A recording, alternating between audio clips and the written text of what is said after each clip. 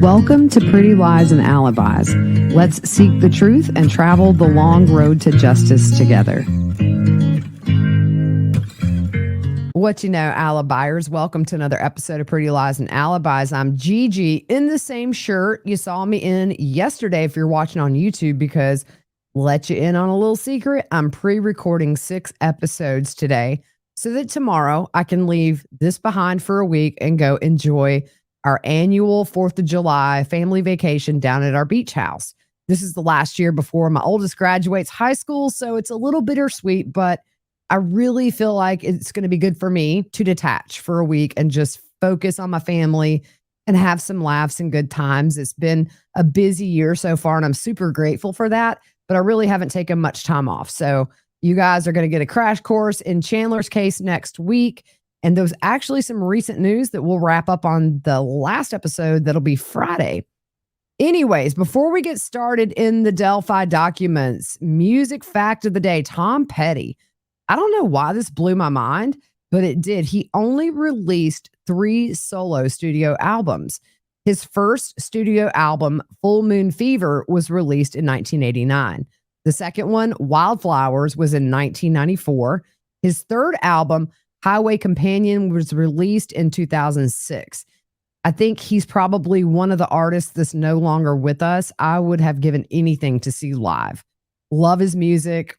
Just passed my love of Tom Petty onto my kids, so we jam out to Petty a lot. Let's jump in these documents. One thing that we learned from this document dump yesterday, which was 118 documents, by the way, huge, is that Abby and Libby were killed with a sharp object. What we're going to go over today is a motion for leave of court to subpoena third-party witnesses.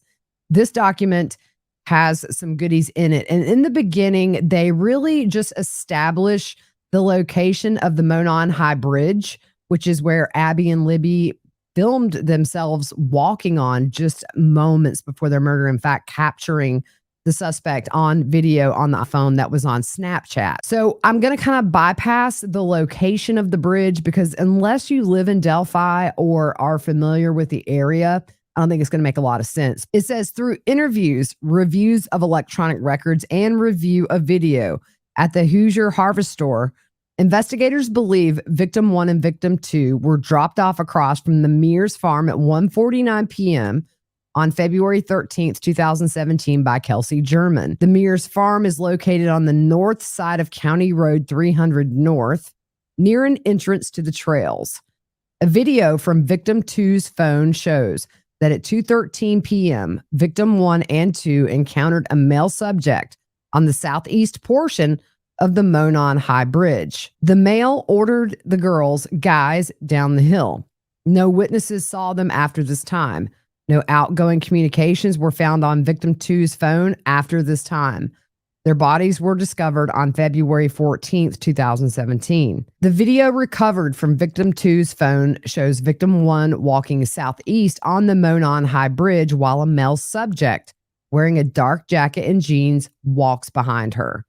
As the male subject approaches victim 1 and victim 2, one of the victim mentions gun. Near the end of the video, a male is seen and heard telling the girls, guys, down the hill. The girls then begin to proceed down the hill as the video ends.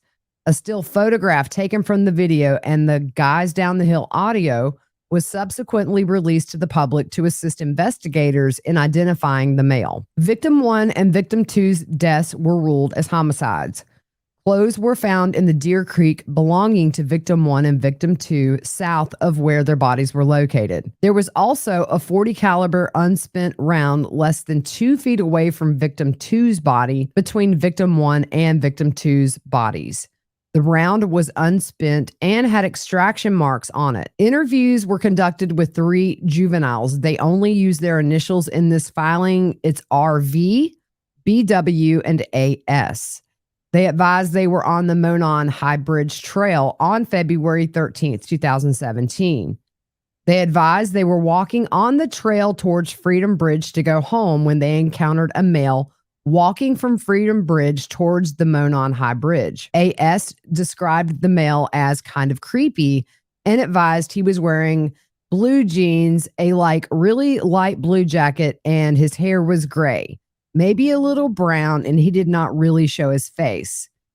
She advised the jacket was a duck canvas type jacket.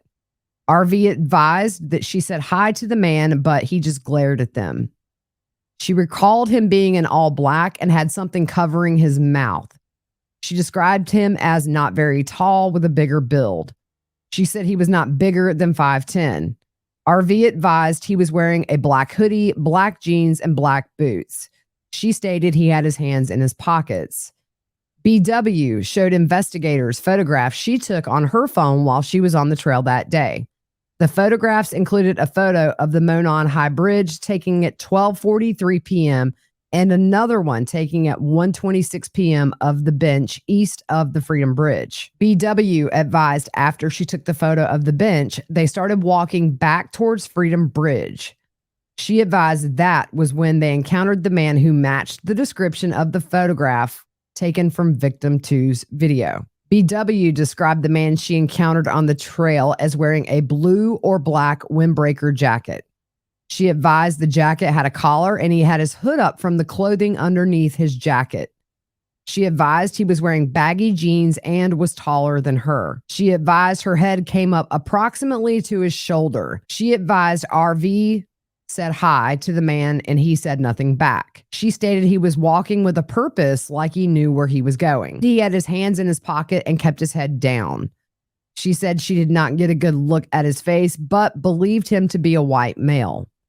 The girls advised after encountering the male, they continued their walk across Freedom Bridge and the old railroad bridge over Old State Road 25. Investigators spoke with Betsy, who advised she was on the trails on February 13th, 2017. Video from the Hoosier Harvest Store captured Betsy's vehicle traveling eastbound at 1:46 p.m. towards the entrance across from the Mears farm.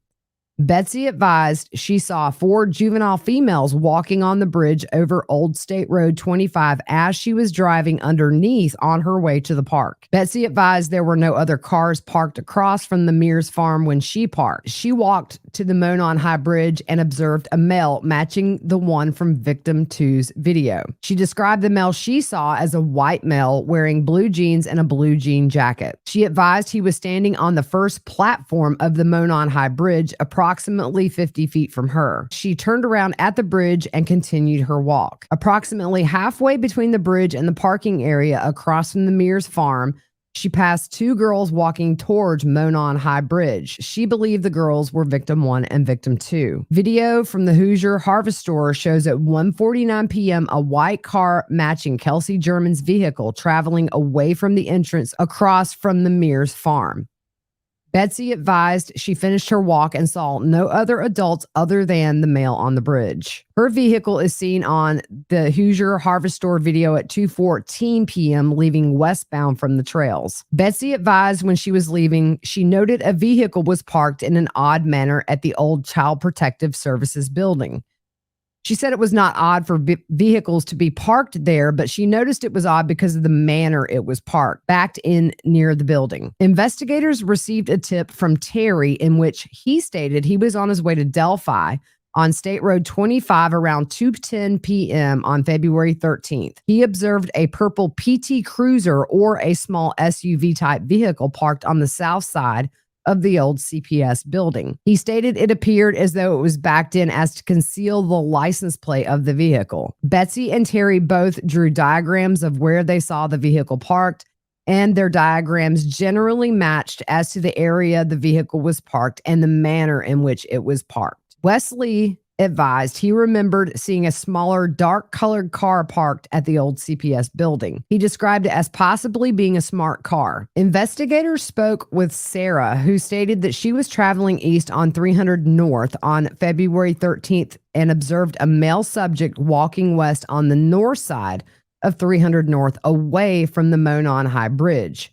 Sarah advised the male subject was wearing a blue collared jacket and blue jeans and was muddy and bloody. She further stated that it appeared he had gotten into a fight. Investigators were able to determine from watching the video from the Hoosier Harvest Store that Sarah was traveling on CR 300 North at approximately 3:57 p.m. Through interviews, electronic data, photographs, and video from the Harvest store, investigators determined that there were other people on the trail that day after 2:13 p.m. Those people were interviewed, and none of those individuals encountered the male subject referenced above, witnessed by the juvenile girls, Betsy and Sarah. Further, none of these individuals witnessed victim 1 and victim 2. Investigators reviewing prior tips encountered a tip narrative from an officer who interviewed Richard Allen in 2017. That narrative stated, Mr. Allen was on the trail between 1:30 and 3:30. He parked at the Old Farm Bureau building and walked to the new Freedom Bridge. While at the Freedom Bridge, he saw 3 females. He noted one was taller and had brown or black hair. He did not remember the description, nor did he speak with them. He walked from the Freedom Bridge to the High Bridge. He did not see anybody, although he stated he was watching a stock ticker on his phone as he walked. He stated there were vehicles parked at the High Bridge trailhead, however, did not pay attention to them. He did not take any photos or video. His cell phone did not list an IMEI, but it did have the following, and it has some very technical stuff listed here. Investigators believe Mr. Allen was referring to the former Child Protective Services building, as there was not a Farm Bureau building in the area, nor had there been. Investigators believe the females he saw included RV, BW, and AS due to the time they were leaving the trail, the time he reported getting to the trail, and the description the 3 females gave. Investigators discovered Richard Allen owned 2 vehicles in 2017, a 2016 black Ford Focus and a 2006 gray Ford 500. Investigators observed a vehicle that resembled Allen's 2016 Ford Focus on the Hoosier Harvest Store video at 1:27 p.m., traveling westbound on CR 300 North in front of the Hoosier Harvest Store, which coincided with his statement that he arrived around 1:30 p.m. at the trails. Investigators note witnesses described the vehicle parked at the former Child Protective Services building as a PT Cruiser, smaller SUV, or a smart car. Investigators believe those descriptions are similar in nature to a 2016 Ford Focus. On October 13th, 2022, Richard Allen was interviewed again by investigators. He advised he was on the trails on February 13th, 2017. He saw juvenile girls on the trails east of Freedom Bridge and that he went onto the Monon High Bridge. Richard Allen further stated he went out onto the Monon High Bridge to watch the fish. Later in his statement, he said he walked out to the first platform on the bridge. He stated he then walked back, sat on a bench on the trail, and then left. He stated he parked his car on the side of an old building. He told investigators he was wearing blue jeans and a blue or black Carhartt jacket with a hood. He advised he may have been wearing some type of head covering as well. He further claimed he saw no one else except for the juvenile girls he saw east of the Freedom Bridge. He told investigators that he owns firearms and they are at his home. Richard Allen's wife, Kathy Allen, also spoke to investigators. She confirmed that Richard did have guns and knives at the residence. She also stated that Richard still owns a blue Carhartt jacket. I've been traveling more this year than I have in a really long time, and I'm known to be an overpacker even when it comes to a short trip like the one I'm taking just this week. Base is the best piece of luggage I've ever owned. With the built-in bag for items that may spill to the built-in weight indicator and cushy handle, not to mention the 360-degree spinning wheels, Base has made my travels so much easier. I love the washable bags for your dirty clothes and shoes. You know, it's the little things I don't think of that Base did. So whether you're packing for a quick trip or looking to breeze through the security line, Base has your personal items covered.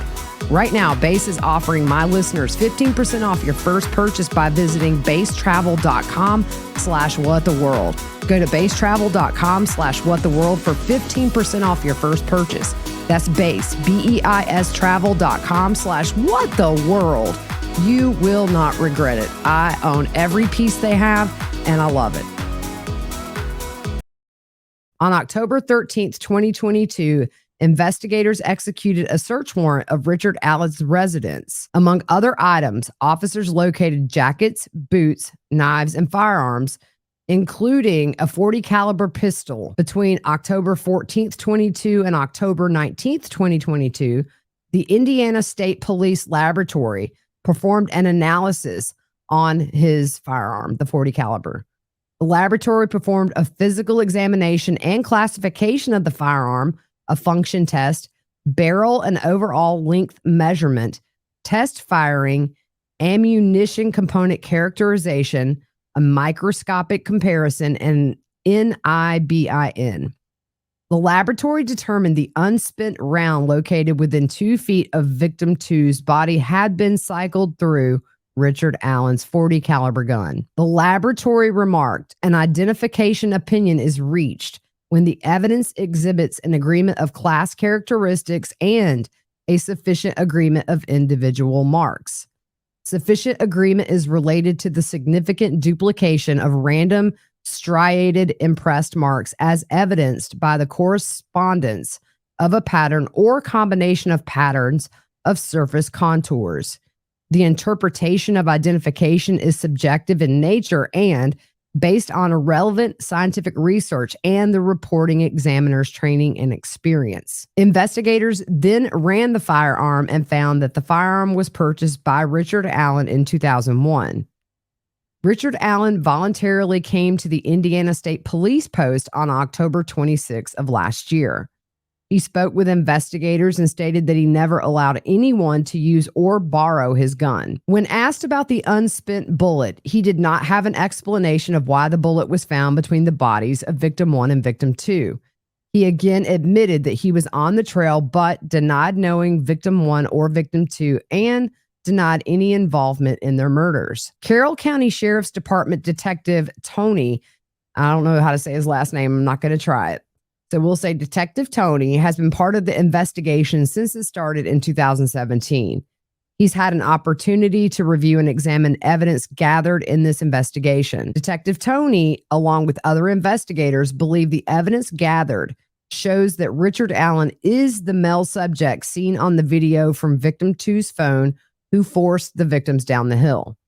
Further, that the victims were forced down the hill by Richard Allen and led to the location where they were murdered. Through the statements and photographs of the juvenile females and the statement of Betsy, RV, BW, and AS were at the southeast edge of the trail at 12:43 p.m., east of Freedom Bridge at 1:26 p.m., and walked across the former railroad overpass over Old State Road 25 after 1:25 p.m. and before 1:46 p.m. They walked the entirety of the trail and observed only one person, an adult male. Betsy's vehicle is seen on Hoosier Harvest Store video at 1:46 p.m. and leaving at 2:14 p.m.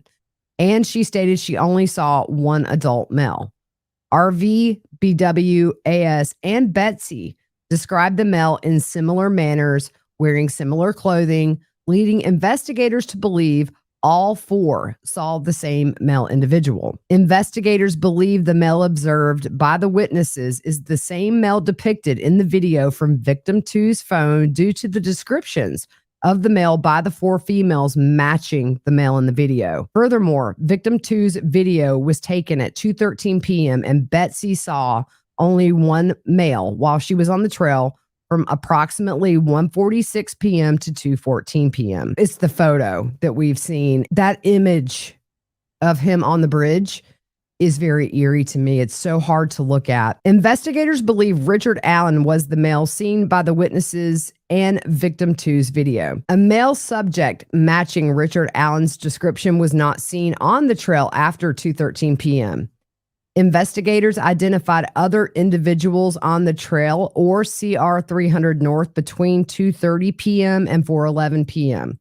None of those individuals saw a male subject matching the description of Richard Allen on the trail. Furthermore, Richard Allen stated that he only saw 3 girls on the trail who investigators believe to be RV, BW, and AS. Investigators believe Richard Allen was not seen on the trail after 2:13 p.m. because he was in the woods with victim 1 and victim 2. An unspent .40 caliber round between the bodies of victim 1 and victim 2 was forensically determined to have been cycled through Richard Allen's gun. The gun was found at Richard Allen's residence, and he admitted to owning it.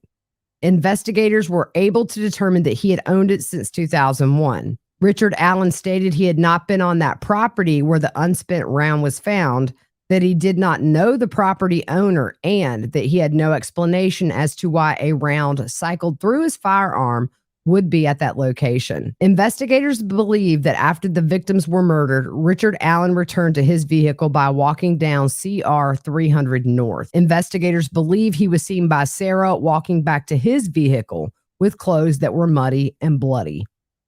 Detective Tony, along with investigators, believe the statements made by the witnesses match the timeline of the death of the two victims, as well as coincide with the admissions made by Richard Allen. Further, the accounts relayed by Betsy, RV, BW, and AS are similar in nature, and timestamps on photographs taken by BW correspond to the times the juvenile females said they were on the trail and saw the male individual. Investigators believe Richard Allen committed this kidnapping, which resulted in the killing of victim 1 and victim 2.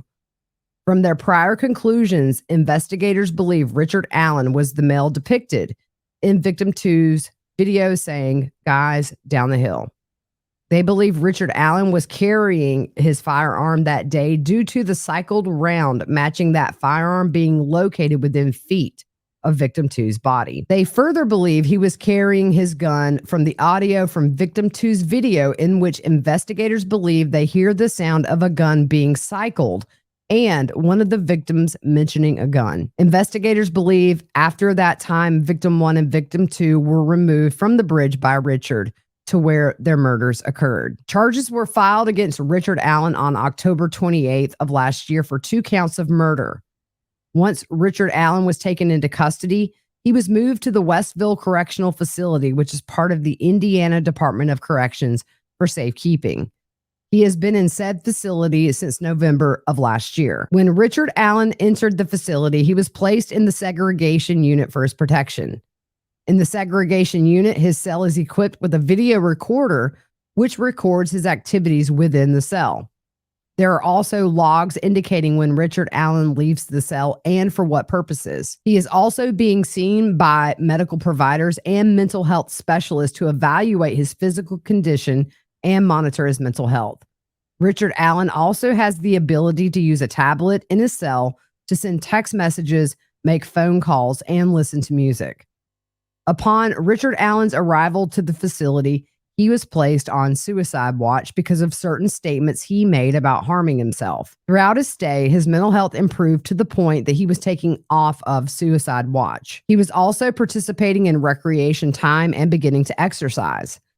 The facility reports that he was doing well and that they had no issues or concerns. His day-to-day demeanor was that he was quiet, read a lot of books, did crossword puzzles, and exercised daily. On April 3rd of this year, Richard Allen made a phone call to his wife, Kathy Allen. In that phone call, Richard Allen admits several times that he killed Abby and Libby. Investigators had the phone call transcribed, and the transcription confirms that Richard Allen admits he committed the murders of Abigail Williams and Liberty German. He admits several times within the phone call that he committed the offenses as charged. His wife, Kathy Allen, ends the phone call abruptly. Soon after, attorneys for Richard Allen file an emergency motion to modify safekeeping order. In that motion, the defense states that Richard Allen's mental state has declined because Westville Correctional Facility is unfit and he should be moved. The defense also makes allegations that his mental health has declined to the point where Richard has been deprived of his constitutional right to assist in his defense of this case. Further, the defense alleges that his mental capacity has declined because of his incarceration at Westville Correctional Facility. The defense has also challenged that his treatment is unconstitutional. Soon after, investigators were made aware by the warden of Westville Correctional Facility that Richard Allen began to act strangely. Richard Allen was wetting down paperwork he had gotten from his attorneys and eating it. He was refusing to eat and refusing to sleep. So he wouldn't eat food, but he ate paper. Okay. He would go days on end refusing to sleep. He further broke the tablet that he used for text messages and phone calls. He went from making up to 2 phone calls a day as of April 3rd of this year to not making any calls at all. To date, Richard Allen has still not made a phone call since April 3rd of this year. On April 14th, Richard Allen was evaluated by 2 psychiatrists and 1 psychologist to discuss his turn in behavior and whether or not there was a need for involuntary medication. The panel would also discuss moving Richard Allen to a different facility that has a psychiatric unit. From that meeting, it was determined that Richard Allen did not need involuntary medication and he did not need to be moved to another facility. Since that meeting, Richard Allen has begun to eat again and has begun to sleep. His behavior has returned to what it was prior to making the admission on April 3rd, 2023. Investigators believe the information that Westville Correctional Facility has gathered since Richard Allen was placed in that facility is important to the investigation.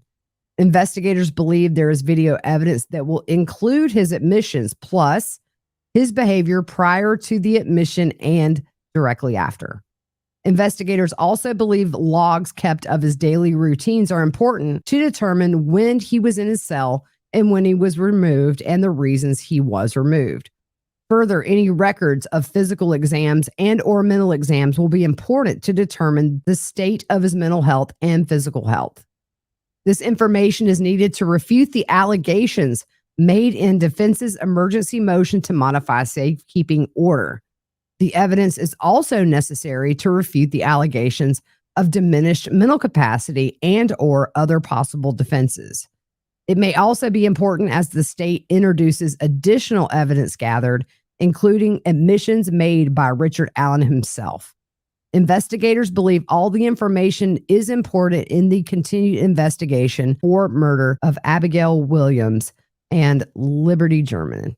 Those poor, sweet girls, y'all. Bless their hearts. So what they're requesting, the state is asking for the employment records for Richard Allen and also request for production of documents and records to a non-party. The request is made for the purpose of an investigation regarding murder. Further, in response to the observations made by the investigating officer, the state believes that Richard Allen is a suspect in the criminal acts. The state believes that the employment records would be able to confirm or support information that the law enforcement has acquired as a result of the murder investigation. The state of Indiana has contacted defense counsel for Richard Allen, and defense counsel has not informed me whether they consent or object to this subpoena. The state of Indiana has also sent them a courtesy copy of this subpoena via email. I haven't really had a chance to dive through all these documents just because I got in so late last night and I was finishing up my notes on Corey Richens for yesterday's episode on the flight home. Next week, Chandler Halderson crash course. When I get back, definitely going to dive into these and see if there's any other nuggets in there. I believe from what I've read, there may be. So we'll keep you updated on this case. Very interesting and very convenient in a way that after he makes these admissions, that the behavior changes, but now he's okay. I don't think that this man was arrested for one unspent round. A lot of times, as we know, the state will keep a lot of things hidden until trial because they want a case that is solid from start to end to verdict that stands. And I was really very surprised that this amount of documents were released yesterday. I don't know about you guys. Let me know in the comments. If you're watching on YouTube, don't forget to hit subscribe. I appreciate all y'all. We'll see you Monday starting the crash course on Chandler Halderson. Have a good weekend.